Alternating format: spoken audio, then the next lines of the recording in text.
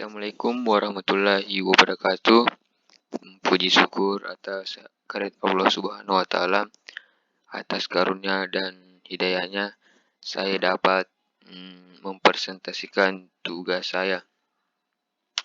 Selamat sore bagi teman-teman sekalian yang sedang menonton video ini. Kurang lebih 10 menit ke depan saya akan menemani teman-teman dan saya akan mempresentasikan tentang sejarah arsitektur dunia, yaitu sejarah arsitektur Romawi. Sebelum memasuki materi, sebaiknya saya akan memperkenalkan diri, karena pepatah mengatakan tak kenal maka tak sayang maka tak cinta. Pertama-tama langsung saja, perkenalkan, nama saya Sahrul Kurniawan dengan NIM 2102115020054,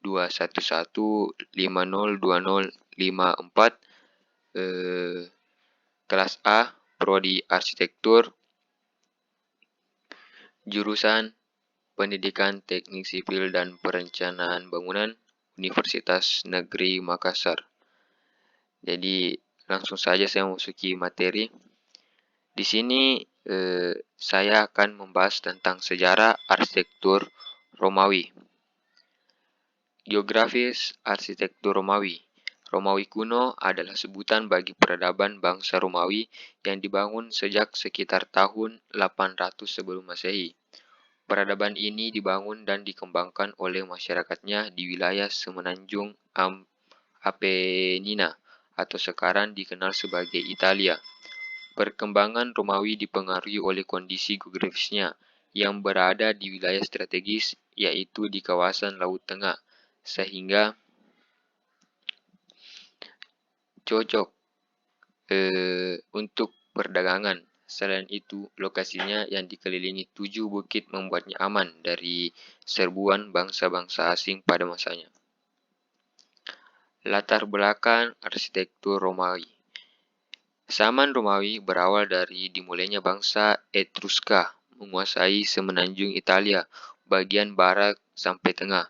Suku Etruska adalah kelompok suku yang mendiami wilayah Etruria yang merupakan cikal bakal dari bangsa Romawi yang memiliki budaya cukup tinggi sejak sekitar tahun 750 sampai 100 sebelum Masehi. Etruska merupakan kelompok yang sangat maju dalam arsitektur.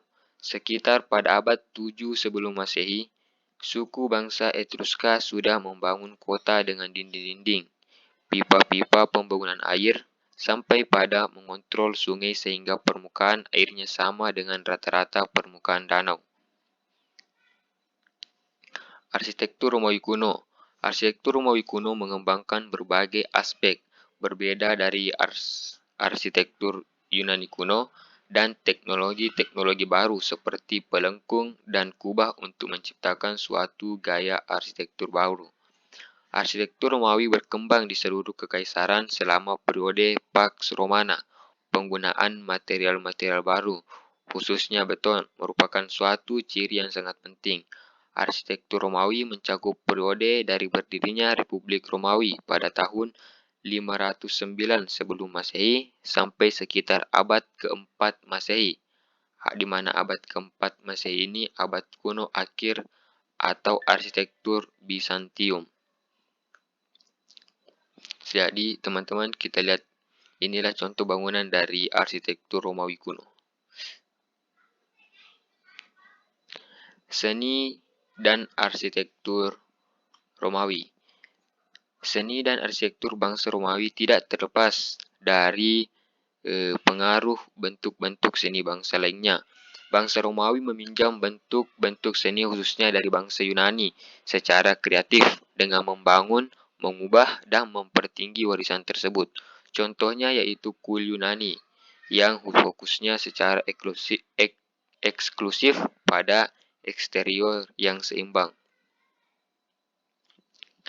Di antara semua peradaban dunia kuno, peradaban Romawi jauh lebih mudah diakses dibanding yang lain dikarenakan literatur yang lengkap. Kita bisa menelusuri sejarahnya dengan banyak detail yang bisa membuat kita takjub. pertumbuhan wilayah Romawi dari negara kota menjadi kerajaan, perjuangan militer dan politiknya, struktur sosial yang berubah, pengembangan institusi-institusinya, dan kehidupan publik serta individu. Artikulasi dan keinginan sadar, mereka telah meninggalkan warisan sastra yang luas, mulai dari puisi dan filsafat hingga prasasti sederhana yang merekam kejadian sehari-hari dan monumen-monumen besar yang tersebar di seluruh kekaisaran Romawi, mulai dari Inggris sampai Teluk Persia, dari Spanyol hingga Rumania. Namun, secara paradoks, ada beberapa pertanyaan yang sulit untuk dijawab. Apa itu seni Romawi? Kejeniusan Romawi, yang begitu jelas dikenal di setiap bidang aktivitas manusia, menjadi sangat sulit dipahami saat kita bertanya, apakah ada ciri khas gaya Romawi dalam seni, terutama seni lukis dan seni patung. Mengapa hal ini terjadi? Alasan yang paling jelas adalah kekaguman besar orang-orang Romawi terhadap seni Yunani, setiap periode dan variasi. Mereka mengimpor ribuan sumber asli dari periode sebelum mereka, seperti Archaid, Klasik, dan Helenistik. Selain itu, hasil karya mereka sendiri hampir sebagian besar didasarkan pada sumber-sumber Yunani, dan banyak seniman mereka dari masa Republik sampai akhir kekaisaran berasal dari Yunani. Sejak awal pertumbuhan ibu kota Roma, hampir tidak dapat dipikirkan tanpa lengkungan dan sistem kubah yang berasal darinya. Kubah laras, setengah silinder, kubah pangkal paha yang terdiri dari dua kubah barel yang berpotongan satu sama lain di sudut kanan, dan kubah hal yang sangat juga berlaku untuk beton, campuran mortar dan kerikil dengan puing-puing atau potongan kecil batu bangunan dan batu bata. Konstruksi beton telah ditemukan di timur, dekat lebih dari 1000 tahun sebelumnya. Namun, orang Romawi mengembangkan potensinya menjadi teknik bangunan utama mereka. Keuntungan dari beton jelas kuat, murah, dan fleksibel. Hanya memungkinkan kelompok arsitek besar yang menjadi pengingat utama kemegahan yang ada di Roma.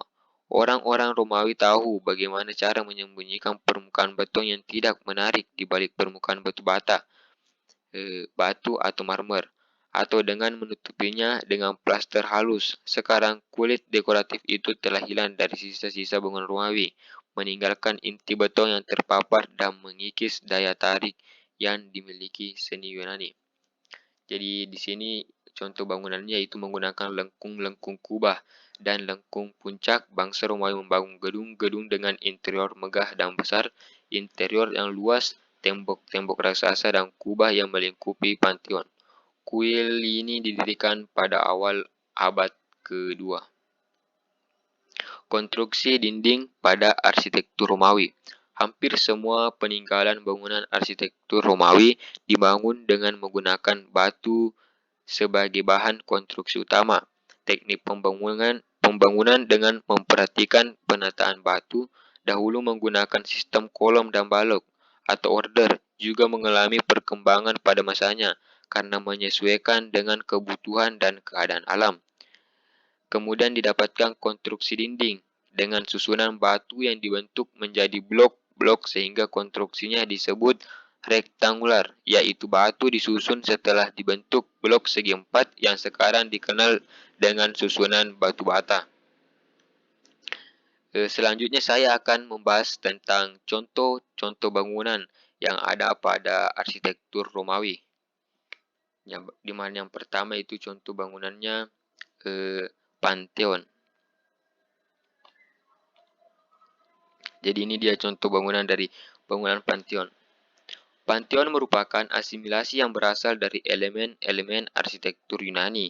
Beberapa bentuk bangunan tidak berdiri sendiri, di antaranya merupakan gabungan dinding pembatas ruang yang vertikal dengan yang melengkung dan diatur secara aksial. Bangunan ini dipersembahkan untuk 3 serangkaian dewa Romawi, yaitu Jupiter, Juno, dan Minerva.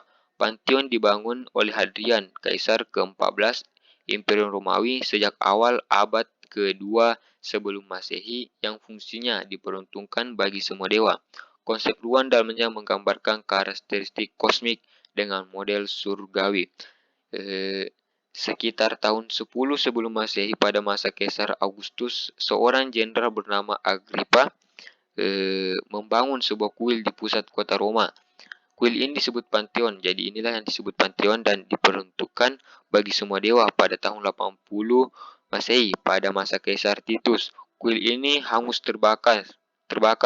Kaisar Domitianus membangun kembali kuil ini dan di kemudian hari membangun ini lagi terbakar habis.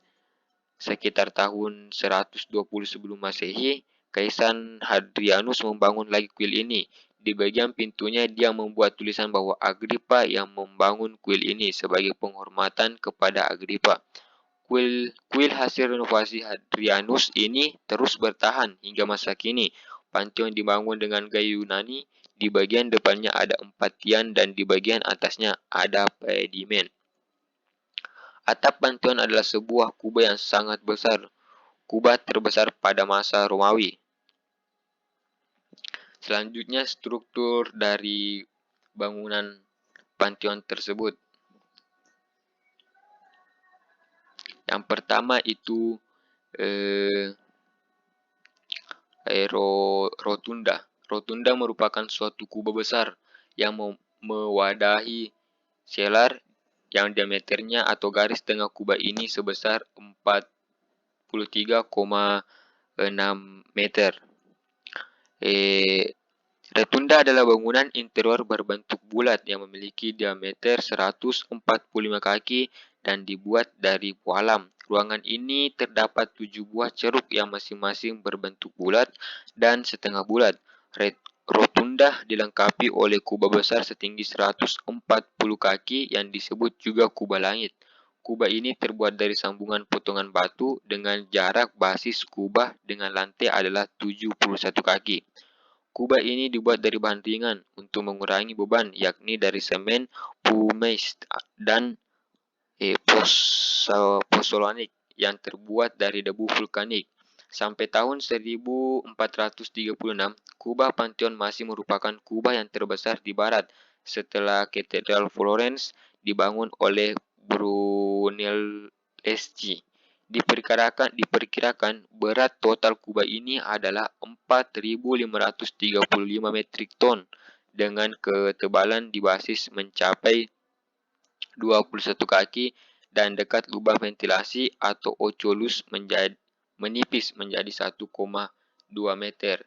Jadi inilah contoh kubah dari bangunan Pontius tadi. Yang kedua itu portico.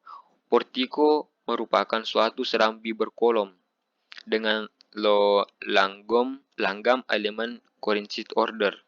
Jadi inilah contoh dari portico. Portico adalah serambi depan yang masih asli dirancang oleh Agrippa sebelum musibah kebakaran. Pintu perunggu Pantheon masih asli walau mengalami beberapa kali restorasi. Di depan portico terdapat 16 buah tiang berwarna merah yang terbuat dari granit yang menyokong atap. Tiang-tiang bergaya Korintian ini masing-masing tingginya 11,8 meter. Diameter masing-masing tiang itu 1,5 meter dan berat 60 ton dan berasal dari Alexandria, Mesir. Hadrian membangun kembali Pantheon berdasarkan catatan Agrippa pada tahun 125 dan ia menulis jasa Agrippa di Patrico dengan tulisan M. Agrippa L. F. Costertium Fecit yang artinya didirikan oleh Marcus Agrippa putra Lucius pada masa jenderalnya yang ketiga. Jadi inilah struktur bangunan dari bangunan arsitektur Romawi yaitu Pantheon. Yang kedua itu yang saya ambil teater. Teater Marcellus di Roma. Dan ini contoh gambarnya. Ini kita sering melihat di berbagai media sosial. Bangunan ini adalah salah satu dari bangunan jenis teater yang terletak di tengah kota-kota Roma. Tempat penonton bernanas setengah lingkaran, tidak dibuat dari kemiringan sisi bukit namun dengan dinding pelengkung. Teater Romawi dibangun di semua wilayah kekaisaran dari Spanyol hingga Timur Tengah karena kemampuan Romawi untuk mempengaruhi arsitektur lokal. Kita melihat banyak teater di seluruh dunia dengan atribut Romawi. Bangunan-bangunan ini berbentuk setengah lingkaran dan memiliki struktur arsitektur tertentu yang melekat dengan perbedaan kecil tergantung pada wilayah di mana mereka dibangun. Eh, dibangun. Scanfrons adalah dinding belakang yang tinggi dari lantai panggung ditopang oleh tiang-tiang. Proscenium adalah dinding yang menopang tepi dan panggung dengan relung-relung yang dihias dengan hiasan di sampingnya. Pengaruh Helenistik terlihat melalui penggunaan proscenium. Teater Romawi juga memiliki podium yang terkadang menopang tiang-tiang scanfrons.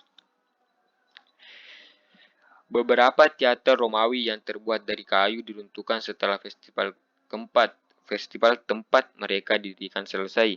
Praktik ini karena moratorium struktur teater permanen yang berlangsung hingga 55 sebelum Masehi. Ketika teater Pompei dibangun dengan penambahan sebuah kuil untuk menghindari hukum, beberapa teater Romawi menunjukkan tanda-tanda tidak pernah selesai di tempat pertama.